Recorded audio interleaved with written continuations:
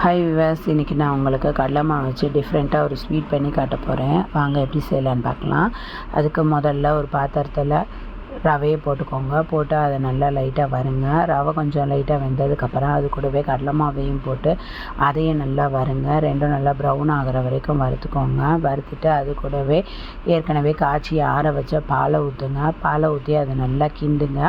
கட்டிப்படாமல் கிண்டுங்க. அதே நேரத்தில் சடக்குன்னு அடியும் பிடிச்சிரும். அதனால் அடி பிடிக்காத அளவுக்கு பக்கத்துலேயே இருந்து மீடியம் ஃப்ளேம்லேயே வச்சு அதை நல்லா கிண்டுங்க. அது பாலை ஊற்றி நல்லா கிண்டுங்க. கட்டி எதுவும் அப்படி வந்திருந்தாலும் அதை நல்லா உடச்சி விட்ருங்க. இல்லைன்னா அது ஒரு பக்கம் மாவாக இருக்கும், நல்லா இருக்காது சாப்பிடும்போது. அதனால் கட்டி இல்லாமல் ஒன்றும் இல்லாமல் நல்லா அதை உடச்சி நல்லா இப்படி திக்காக கிண்டி எடுத்து வச்சுக்கோங்க. அதுக்கப்புறம் ஒரு பாத்திரத்தில் கருப்பட்டியை போடுங்க. கருப்பட்டியை போட்டு அதையும் நல்லா கொதிக்க வச்சு அது நல்லா வடிகட்டி ஊற்றுங்க. ஊற்றிட்டு அதையும் நல்லா கிண்டி அது திக்காக வர்ற வரைக்கும் அதை நல்லா கிண்டுங்க.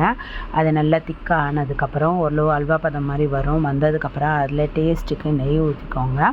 நெய்யை ஊற்றி அதை நல்லா கிண்டினீங்கன்னா அது சுண்டி ஒரு நல்ல அல்வா மாதிரி வருங்க. வந்ததுக்கப்புறம் அதை ஒரு பாத்திரத்தில் கொட்டி நீங்கள் பர்பி ஷேப்லேயோ இல்லை உங்களுக்கு எந்த ஷேப் வேணுமோ அந்த மாதிரி ஷேப்பில் போட்டு அதை எடுத்து வச்சு சாப்பிட்லாம். இது சாப்பிட்றதுக்கு செம்ம டேஸ்ட்டாக இருக்குங்க. இது வீட்டில் இருக்க எல்லாருக்குமே பிடிக்கும். இதில் ரவையும் கடலை மாவும் சேர்த்ததுனால இது புதுவிதமான டிஃப்ரெண்ட்டான டேஸ்ட்டாக இருக்குது. இது எப்படி இருக்குன்னு ட்ரை பண்ணி பாருங்கள்.